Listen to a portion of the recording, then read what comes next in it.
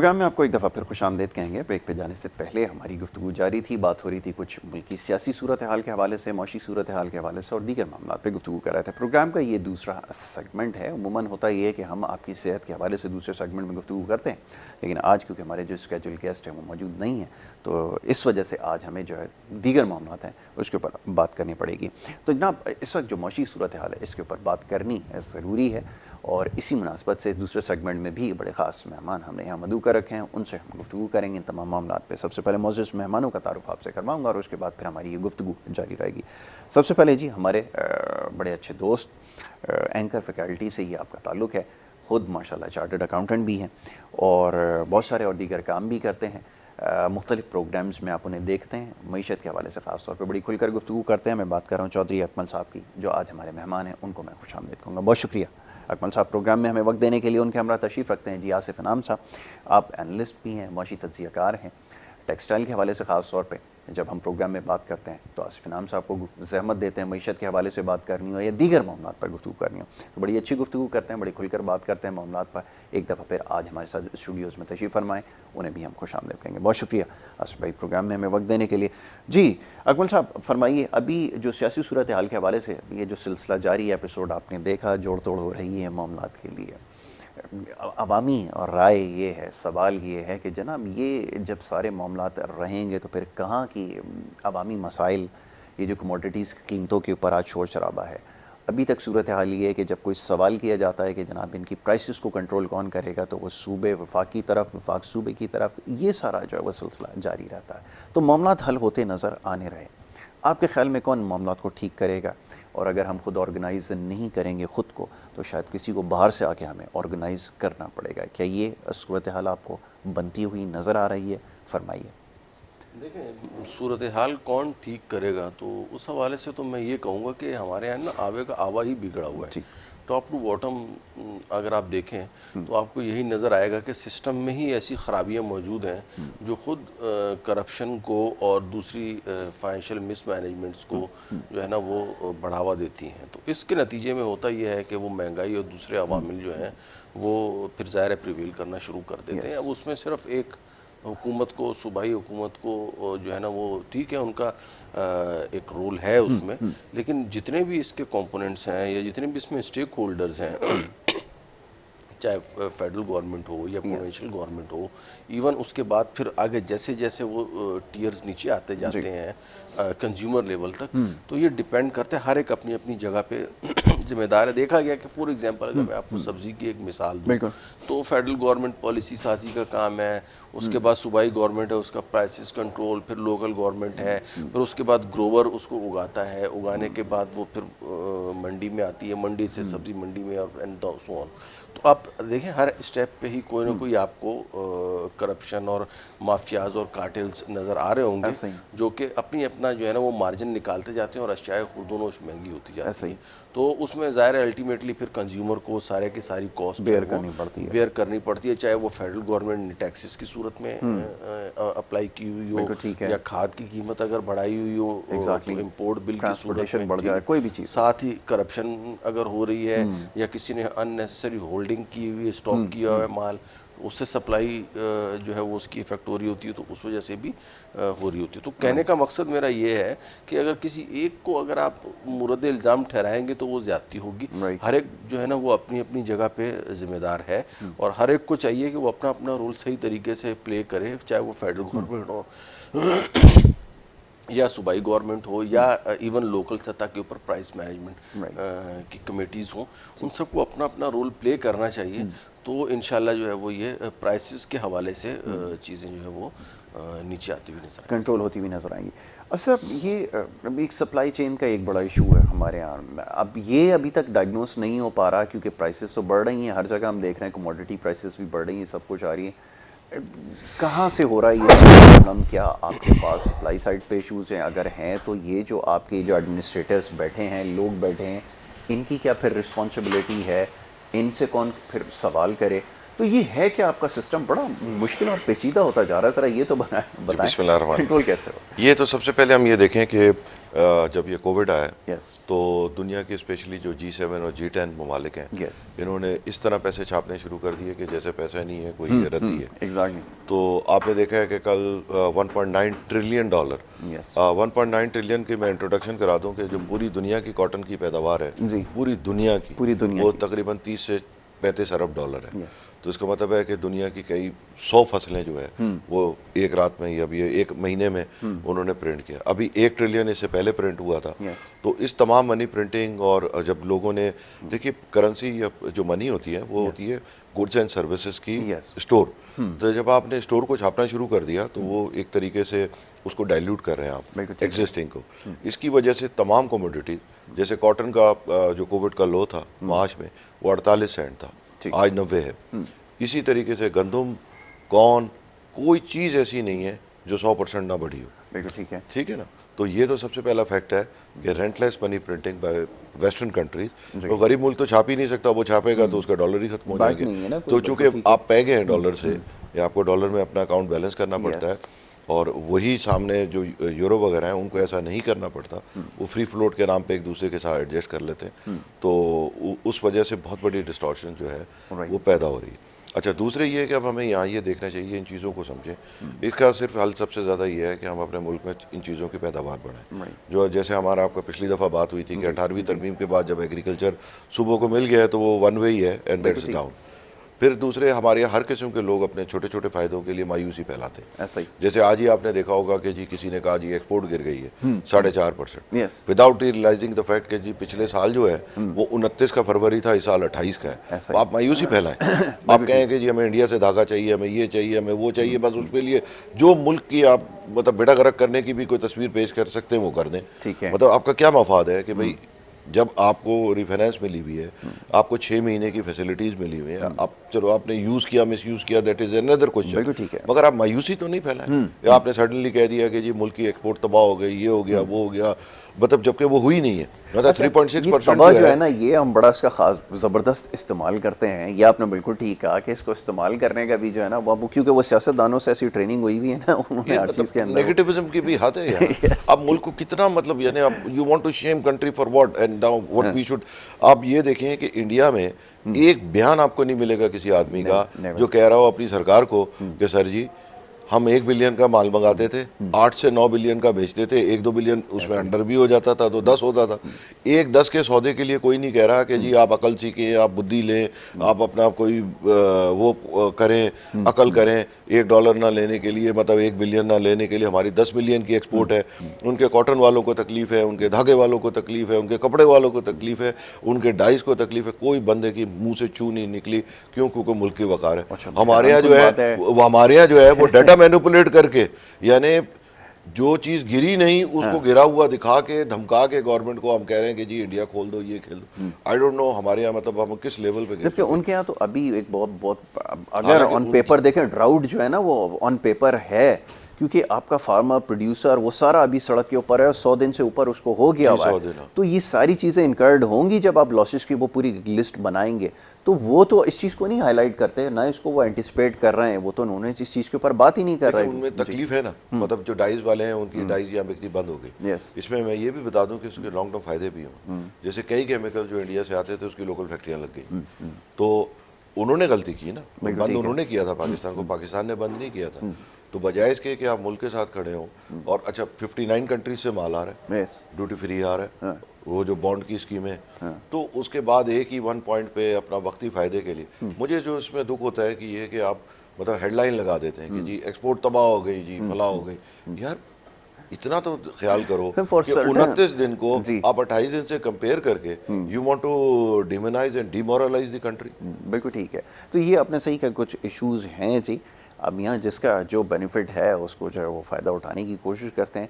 बहरहाल जी, अब एक सवाल टेक्सटाइल के हवाले से भी इसके ऊपर चले, मौजू है तो गुफ्तगू कर लेते हैं। कुछ आपको एक एज मिल गई थी कोरोना की वजह से, कुछ यहाँ पर ऑर्डर्स आपके पास ज़्यादा आ गए, आपने उसको किस हद तक केटर करने की कोशिश की है ये तो बताएं ना, क्योंकि आपके पास पोटेंशियल भी होना चाहिए, कैपेसिटी होनी चाहिए, उसके ऊपर काम हुआ है। एक स्लाइटली सी एक होप नज़र आई थी कि जब प्राइसेस के अंदर, एनर्जी की प्राइसेस के अंदर उन्होंने जो प्राइसेस को दोबारा से रिवाइज़ किया, थोड़ा सा वहाँ पर एक बेनिफिट उसका मिला, लेकिन उसके अलावा और बहुत सारी चीज़ें करने की ज़रूरत है। वो नाम लेते जाएंगे, बड़ी लंबी हो जाएगी, लेकिन क्या केटर करने की कोशिश की और तमाम चीज़ों को उससे फ़ायदा उठाने की कोशिश की?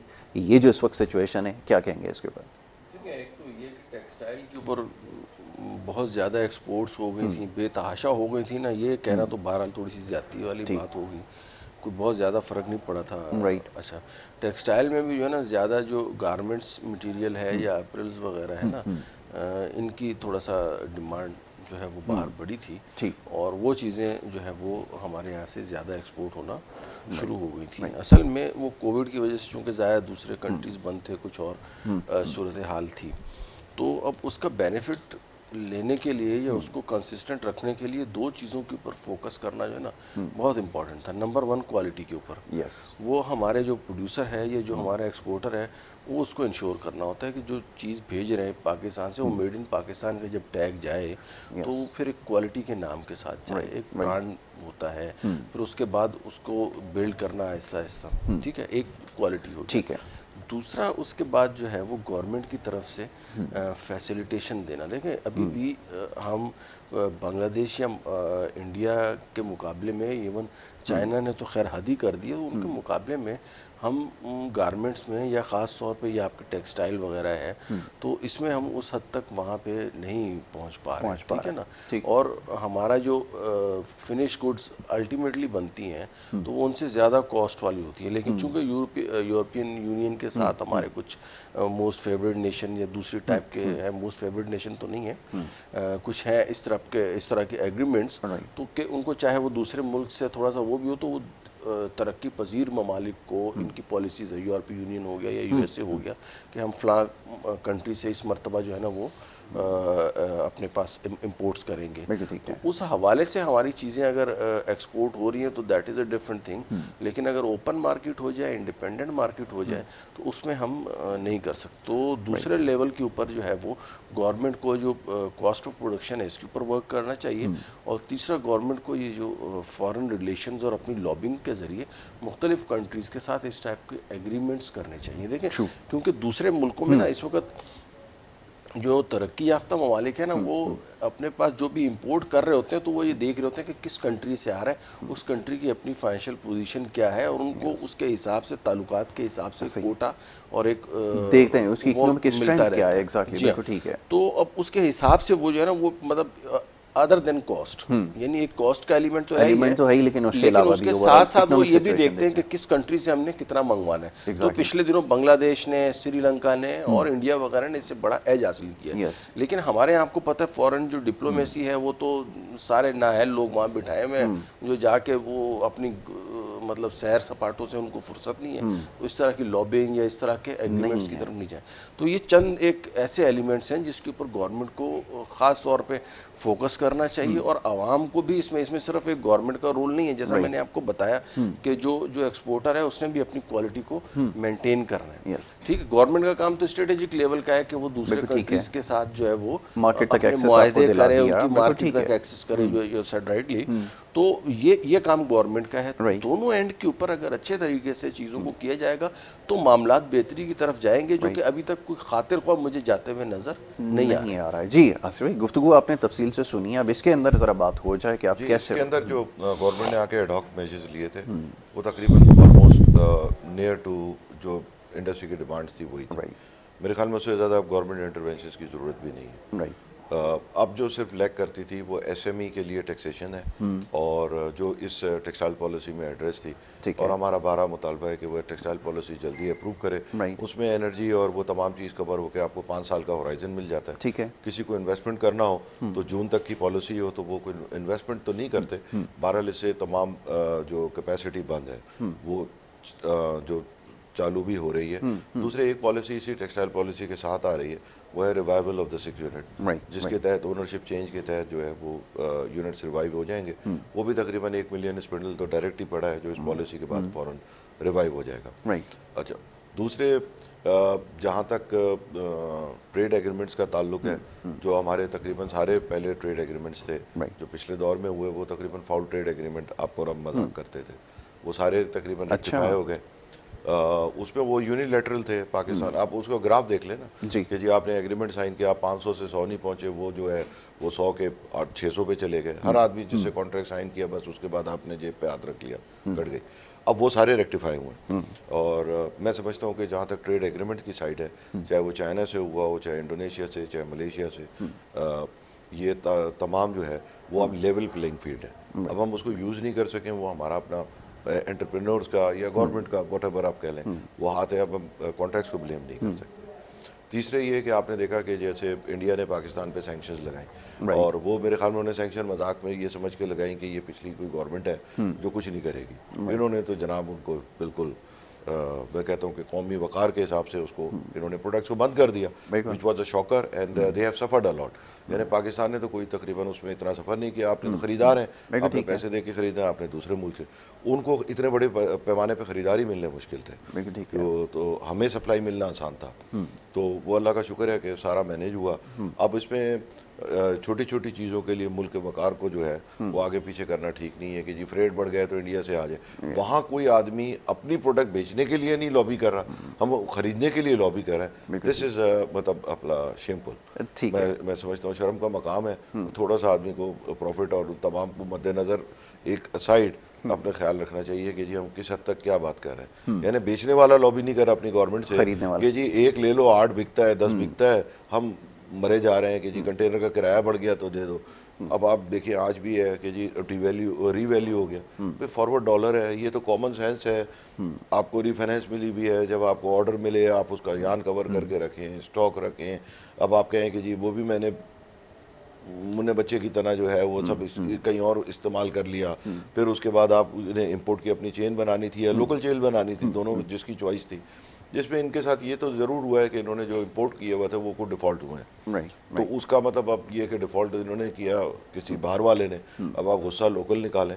तो ये शॉर्ट टर्म मेजर्स हम खुद पहले हम लॉन्ग टर्म पॉलिसी मांगते हैं, फिर हम शॉर्ट टर्म गवर्नमेंट से कहते हैं आप शॉर्ट टर्म इंटरवेंशन कर लें। तो I think so gone are that is. अच्छा, फिर उन्होंने खुद लगाए हुए हैं और मतलब बड़े बड़े लीडरों के आईपीपी लग रहे हैं। तो अब वो आईपीपी से लगाते लगाते वापस आए, उन्होंने देखा अच्छा मेरे पास धागा नहीं है, तो वो छोड़ दें इन तमाम में। ऐसा मेरे ख्याल में as a whole government is doing okay, सिवाय अब ये लॉन्ग टर्म पॉलिसी आके ख़त्म हो। एंड जो उल्टा हम ही गवर्नमेंट को जो है वो उकसाते हैं गलत काम करने के लिए, फिर उसके बाद जो है वो प्लानर हैं। अकमल साहब ये फरमाइए कि जैसा भी आसिफ साहब ने जिन चीज़ों का तस्करा किया, एक तो हमारे यहाँ बड़ी चीज़ें चीज़ों को हाई बड़ी मिल जाती है। आपको याद है जीएसपी प्लस स्टेटस वाला इशू था कि आपको पूरी कौम को लगा दिया गया कि पता नहीं कौन सा कोई रेवोल्यूशन इधर आने वाला है, लेकिन ग्राउंड पे क्या हो रहा था वो सबको पता था। देन फिर ये कि भी सस्टेनेबल इकोनॉमिक ग्रोथ की जो बात हो रही थी, तो सस्टेनेबिलिटी आएगी कहाँ से बोरोड इकोनॉमी के अंदर? तो सस्टेनेबिलिटी का अगर ख्वाब देख रहे हैं तो ये बड़ा मुश्किल काम है। लॉ एंड ऑर्डर सिचुएशन आपके यहाँ वर्स्ट हुई हुई थी, तो ये क्या पोर्ट्रे क्या करने की कोशिश कर रहे थे ना? एक्चुअली जो यूरोपियन यूनियन प्रोग्राम था वो ये था कि जिनका जीडीपी कम हो उन ममालिक को एक्सेस दे दिया कि थोड़ी ईज मिल जाएगी उनको, ठीक है, उन ममालिक को ऊपर कैसे उठाया जाए। ठीक है, पाकिस्तान अनफॉर्चुनेटली वो very few countries in the world जो ऊपर से नीचे आके जीएसपी में शामिल हुए। जी ऐसा ही हुआ। और वही लोग आज कह रहे हैं कि वो पाकिस्तान ठीक करेंगे जिनके दौर में ये हुआ कि हम ऊपर से नीचे आके जीएसपी में शामिल हुए। बिल्कुल। तो अब पता नहीं खराब किसने किया है सर। वो तो अचीवमेंट उस वक्त वो बता रहे थे कि बड़ी अचीवमेंट थी कि जीएसपी प्लस स्टेटस हमें मिल गया। टू एन एक्सटेंट जीएसपी पे आना for textile was an achievement, but as a country it was a मतलब बहुत अफसोस का मकाम था कि जी आप गिर के उस। सर कल भी यही सवाल कर रहे थे उस वक्त भी जब ये पूछ रहे थे कि ये कौन सी अचीवमेंट है जिसको आप समझते हैं कि आप एक top tier country for textile point of view तो वो चले वो तो चले एक एज मिल गई ना आपको, एक ऑक्सीजन मिल गई थी, मगर एक कुशन मिल गया एज अ कंट्री तो वो एक लिहाज से जरा सा मतलब अफसोसनाक मकाम था कि आप गिर के उसमें शामिल हो रहे हैं। ठीक है, because your GDP has declined, you are entitled for. ठीक है। अब ये बताइए कि जनाब ये जो सस्टेनेबिलिटी की हम बात करते हैं, अब ये कहाँ से लेकर आए? अब हमारा एक कंसर्न टेक्सटाइल के हवाले से ये भी कि कॉटन प्रोड्यूसिंग कंट्री जब कॉटन इंपोर्टिंग कंट्री बन जाएगी तो फिर किससे बात करेंगे? फिर ये आपके पोटेंशियल को क्या हुआ है? पूरी दुनिया के अंदर तो रिसर्च और डेवलपमेंट हो रही है बराबर में नेबरिंग कंट्री के अंदर। वो परेकर आपकी जो यील्ड थी वो बढ़ाने के लिए उन्होंने नए नए एक्सपेरिमेंट कर रहे हैं, एक ज़बरदस्त किस्म के रिजल्ट्स आ रहे हैं, पूरी दुनिया इसके ऊपर काम कर रही है, आपकी तो यील्ड भी कम होती जा रही है। ये क्या चक्कर है? ये तो ज़रा बताइए।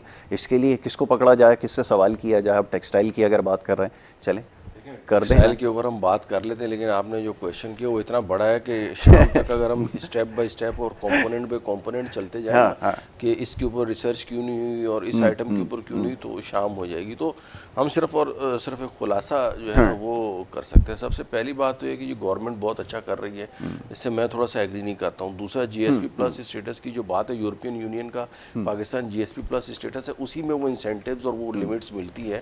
GSP प्लस स्टेटस से ऊपर की चीज़ है मोस्ट फेवरेट नेशन।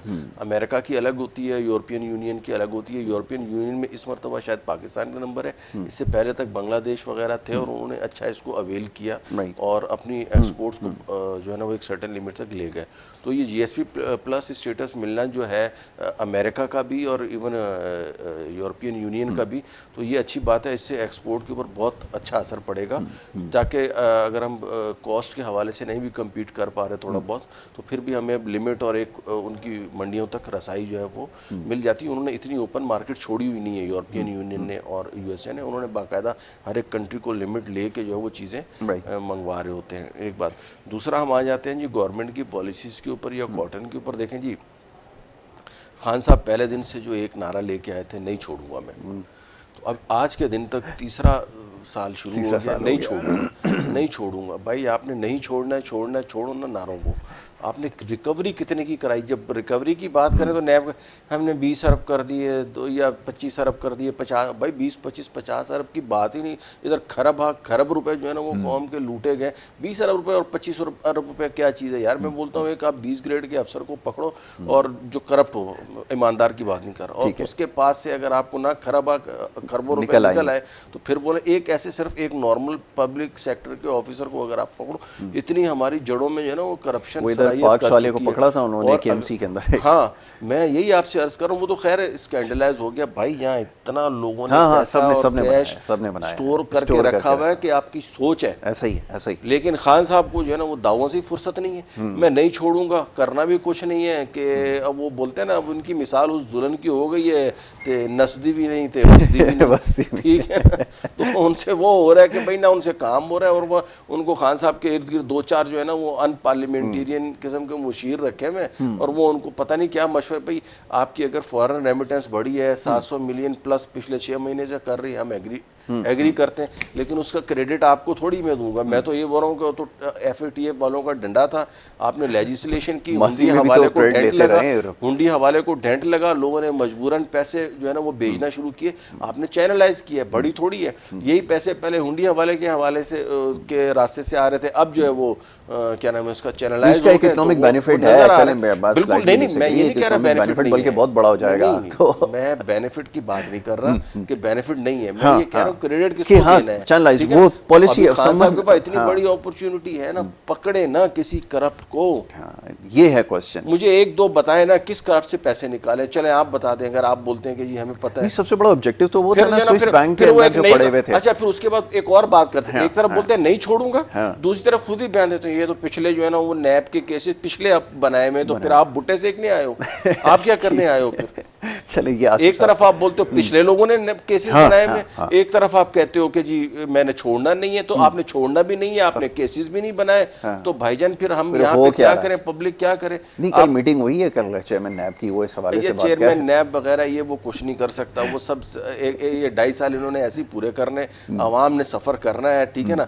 थोड़ा बहुत हालात मुझे इकोनॉमिकली ऊपर अच्छे आते हुए नजर आ रहे हैं, वो कुछ हालात इंटरनेशनली हमारी फेवर में हो गए, थोड़ा बहुत ये चाइना कॉरिडोर की वजह से थोड़ा स्मॉल इंडस्ट्रीज वगैरह लग रही, इसमें पॉलिसी मेकिंग देखें ना, अभी टेक्सटाइल पॉलिसी अभी तक क्यों रोक के रखी हुई है? मैं वो इस तरफ आ रहा था ना आसिफ इनाम साहब से, जरा पूछूं तो सही ना मैं कि टेक्सटाइल आपकी जब टॉप एक्सपोर्ट्स के अंदर आप टॉप ऑफ द लिस्ट है, तो फिर उसके लिए तो एक्स्ट्राऑर्डिनरी मेजर्स करने पड़ेंगे ना। जैसे हमने डिस्कस किया ना कि IPP की जो करप्शन है वो 2000 अरब की है साल की, and it is for coming 30 years. ठीक है, तो इतनी बड़ी क्वांटिटी को आप ऑफसेट करें कि ये करप्शन का डिफरेंस आपको टेक्सटाइल को पे करना है ना, करप्शन आप एक्सपोर्ट नहीं कर सकते।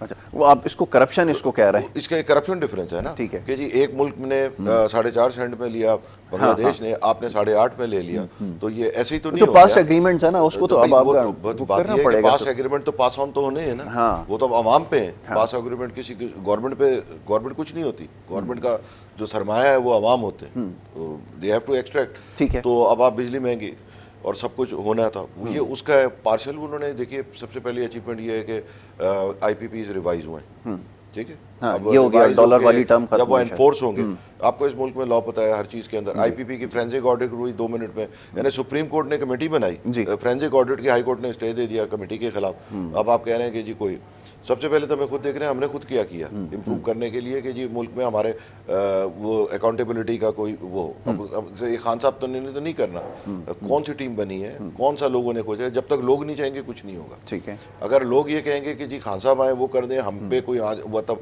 हम कोई दुख तकलीफ नहीं बर्दाश्त करें, ऐसा कोई नहीं तो वो माजी में खान साहब ने आसिफ भाई बड़े उन्होंने तो नहीं किया कुछ, नारे बड़े लगाए थे ना कि ये चीज़ें मटेरियलाइज होंगी। मैं वो अक्सर मिनिस्टर के उनके जो है वो ये बात करते थे कि वो जो 200 अरब डॉलर जो है वहाँ से आ जाएंगे, वो इधर फेंक दें। 200 या 500 अरब की नहीं तो क्लेम तो बड़ा था ना माजी में, इस वक्त इसलिए क्वेश्चन ज़्यादा किया जा रहा है कि क्लेम बड़े किए थे ना उस ज़माने में कि यार ये सब कुछ मटेरियलाइज हो सकता है, क्यों नहीं कर सकते। IPPs की आपने बात की है तो उसको सर्कुलर डेट के हवाले से वो करते थे कि जी इसको जो है वो वंस एंड फॉर ऑल इसको शटल कर देंगे, ये हो जाएगा। लेकिन फिर वही है ना, देखें नहीं वो तो ये होता कि आती फाइनेंशियल इमरजेंसी लगाते और सबको पकड़ लेते। मिस्टेक्स हो रही थी ना, देखें ना आप IMF के पास जाने में वो आज भी कर रहे थे, अब वो पॉलिसी मेकर ढूंढ रहे हैं कहाँ है जो ये सारी चीज़ें एग्जीक्यूट कर रहे हैं। जिस पे हाथ डालते हैं उसके पीछे जो है वो 12 आदमी निकल आता है, ठीक है, और वो एक हो जाता है। छोड़ देना फिर, क्यों चिपके हुए कुर्सी से, छोड़ दें, फिर नहीं होता तो छोड़ देना। अच्छा फिर क्या करें? ये सवाल है, किसी और को चांस दें, और किसको दें? हाँ, उनको भी आजमा के देख चुके हैं, ये भी चले एक मसला है ना कि आप FATF में पहुंचाया वो FATF से निकाले, ये भी है कि उनके पास जो कोई फाइनेंशियल, हाँ पब्लिक डिसाइड, तो ये तो पब्लिक ने डिसाइड किया ना, ये तो आप इसके ऊपर वो करते हैं, कोई जनाजा थोड़ी है कि उतर नहीं सकता है बंदा।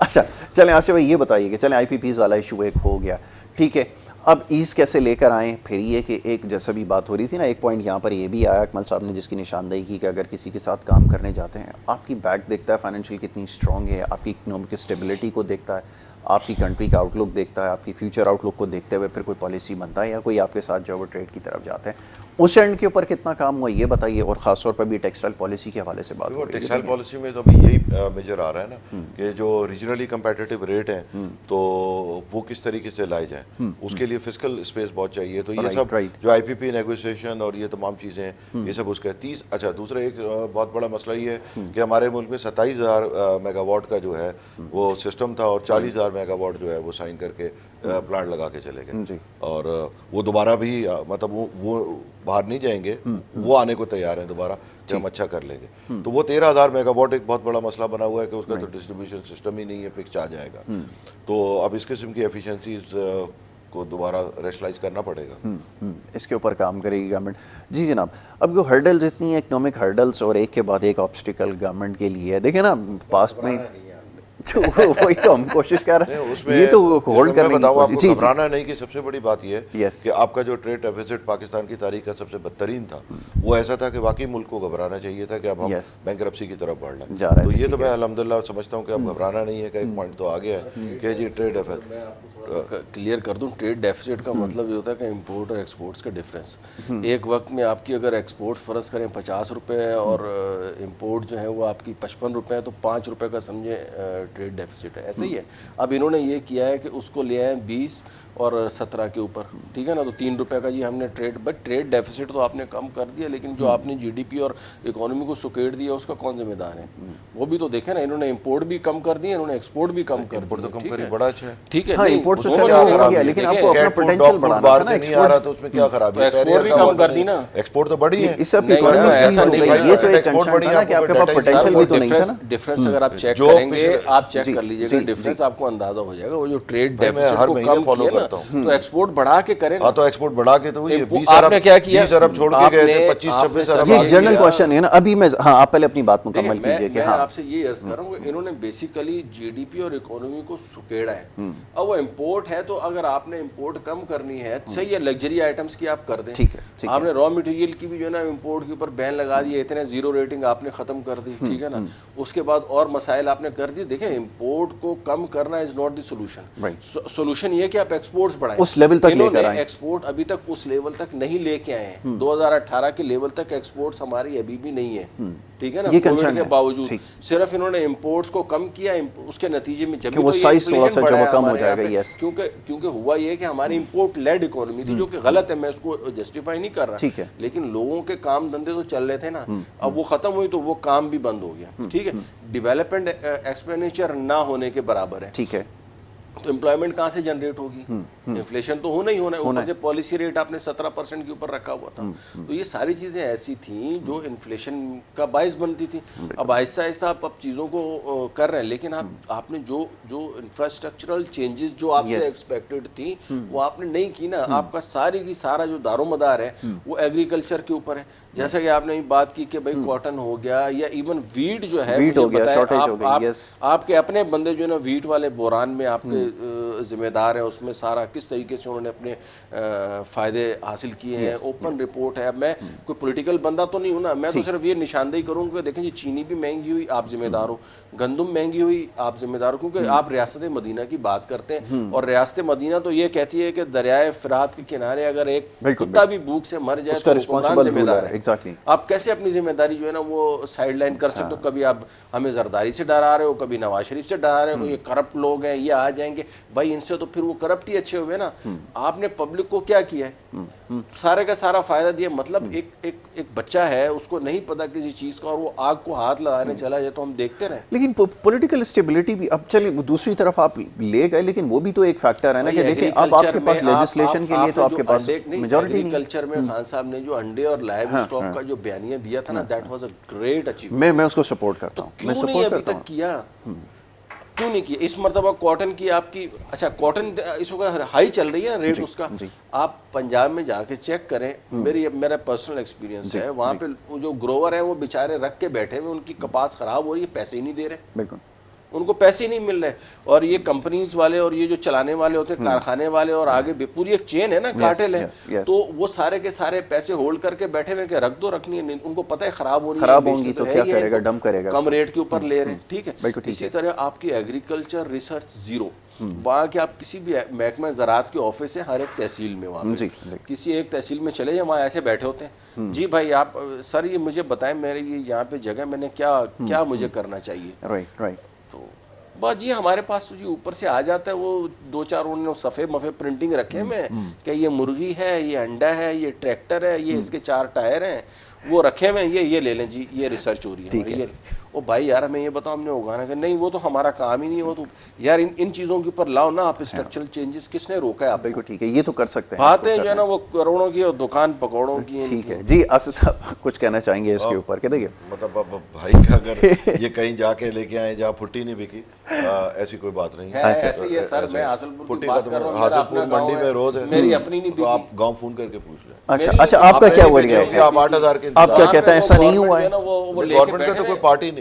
अच्छा वो फैक्ट्री वाले ना वो लेके बैठे 300 जिनिंग फैक्ट्रियां नहीं चली कि जी फुट्टी नहीं पैदा हुई, आप कह रहे हैं कि जी फुट्टी नहीं बिकी। तो जो चला आप टमाटर प्याज ही कर डाल देते हैं। तो ये जो सप्लाई साइड पे इशू आया, फिर आपको इंपोर्ट की तरफ जाना पड़ा, इसके लिए अब एनालिसिस करना पड़ेगा कि एक्चुअली क्या रीजन है, क्योंकि आप पाकिस्तान तो 1993 से इंपोर्टर ऑफ कॉटन है। ओनली थिंग इज कि आपकी सिर्फ क्वांटिटी वेरी होती है कि किस साल आपने कितना करना है। It's not a new phenomena, ठीक है। और आप जो है उसके बाद रिसर्च वगैरह जो करनी थी, आपने रिसर्च इदारे, हमने जैसे लास्ट जरदारी साहब की गवर्नमेंट थी जब, उसमें हमने रिसर्च इंस्टीट्यूट को टेक ओवर किया था एंड वी सेल्फ फाइनेंस के जी हम इसको जो है वॉलंटरीली हम सेस बढ़ाएंगे, ठीक है। वो आते ही दूसरे गवर्नमेंट ने जो है वो ले लिया हमसे, तो फिर वो बीच में लटक गया ना चीचू की मलैया कि जी वो कौन जिम्मेदार है। अब 18वीं तरमीम में गंदम, 18वीं तरमीम में सपोर्ट प्राइस कौन देता है? गंदम चूहे कहाँ खा गए? सब सिंध गवर्नमेंट थी ना। उधर पंजाब में पंजाब गवर्नमेंट है, KPK में KP के गवर्नमेंट है। अब उसको फेडरल गवर्नमेंट का क्या ताल्लुक है? या तो आप ये सब फेडरल गवर्नमेंट से बिल्कुल करें, आप 18वीं तरमीम रिवर्स करें, आप फेडरल का गिरबान। ठीक है सर, प्रॉब्लम इज देयर। आपकी 18 अमेंडमेंट, मैं भी जैसे कुछ देर पहले कह रहा था, एक हर्डल ये भी तो है कि हम तो ये सुनते आए हैं बचपन से, सर इसको इंडोर्स करेंगे कि there is a will, there is a, कानून को भी तो आपने सामने रखना है ना। वो अगर आड़े आएगा, अगर कॉन्स्टिट्यूशनली अगर कोई हर्डल लगी होगी, आपने करना होता है ना, तो उस वक्त कोई आप एक मरतबा इरादा कर लेना और सही इरादा कर लें तो अल्लाह ताला भी साथ देते हैं और पब्लिक भी साथ देती है। यहाँ पे सारे स्टेक होल्डर्स को शामिल होना पड़ेगा एक फेडरल गवर्नमेंट की। फिर हमारा जो सबसे बड़ा जो प्रॉब्लम है ना वो ये है कि वो खान साहब इसलिए ख़त्म नहीं कर सकते कि हम मिन हैसुल कौम जो है ना वो करप्ट है, ठीक है ना। मैं कह रहा हूँ यहाँ पे एक टमाटर की रेडी बेचने वाला भी करप्ट है भाई। आपको मैं बताऊँ, ये मंडी से और यहाँ पे ये ला के ये जो रेडियो वाले बेच रहे होते हैं, तो ये इसमें हिस्टोरिकल मुनाफा रखते हैं। वहाँ से 200 रुपए की चीज़ ला के यहाँ पे 400 की बेच रहे होते हैं, ज़्यादा की बिक जाती है। तो ये तक करप्ट है। तो आप इसमें सबको सही होना पड़ेगा। लेकिन मैं सिर्फ एक बात करूँ कि इसका स्टार्ट कहाँ से होगा, ठीक है, एक बात। दूसरा मेरा पॉइंट ये कि जब आप एक काम कर नहीं सकते तो फिर दावे ना करो, ठीक है ना भाई। मैं नहीं कर सकता हूँ, मैं पॉइंट आउट कर रहा हूँ ना कि जी ये चीज़ें हैं, I can not do, I will leave, तो लीव ना। आपने कुर्सी के साथ टाइम कम नहीं होते इनके, टाइम आ चुका है। लेकिन वो कहते हैं ना आसिफ भाई, फिर कौन करेगा? सवाल ये पैदा होता है कि जो पास्ट में जो कर गए हैं, sir, let the people decide. People have taken their decision now, they have chosen the right one. यार उसके जिम्मेदार कौन है? हाँ, who is the responsible for that? हाँ, who is the responsible for this, you know, जो कुछ हो रहा है हमारा जो शहर का मैस है। हाँ, चले सर, मैं तो नहीं हूं ना, मैं तो नहीं हूं। नहीं, this is not the answer sir, I am not, I am हाँ, एग्जैक्टली। चले, प्रोग्राम का वक्त खत्म हो गया, may be some other time we may discuss this issue। हम तो उसको बोलेंगे। Thank you so very much Asif, नाम आपका Chaudhry Akmal, thank you so very much, बहुत शुक्रिया आपका प्रोग्राम में हमारे साथ शरीक हुए। जी, कुछ इकोनॉमिक इश्यूज़ के हवाले से हमने बात की, कोशिश करें इसको अंडरस्टैंड करें, मामला जो हैं वो किस तरह हल हो गए। ये बड़ी जिम्मेदारी है हुकूमत, चाहे सूबाई हुकूमत हो, वफाकी हुकूमत हो। लोग देखते हैं दोनों की तरफ के कौन मसाइल को हल कर सकता है, लेकिन अनफॉर्चुनेटली बड़ी बदकिस्मती है कि किसी के भी हमें यहाँ पर जो है वो संजीदगी का कोई मुजाहरा करने के लिए तैयार नहीं है। ये अब तक की सूरत हाल है। इंशाल्लाह आगे इसके ऊपर बात करते रहेंगे। प्रोग्राम का वक्त क्योंकि यहाँ पे ख़त्म हो गया, इजाज़त लेने का वक्त है। कल इंशाल्लाह इस प्रोग्राम में दोबारा मुलाकात करेंगे। मोहम्मद यासिर को और हमारी टीम को दीजिए इजाज़त। अल्लाह ने के बाद।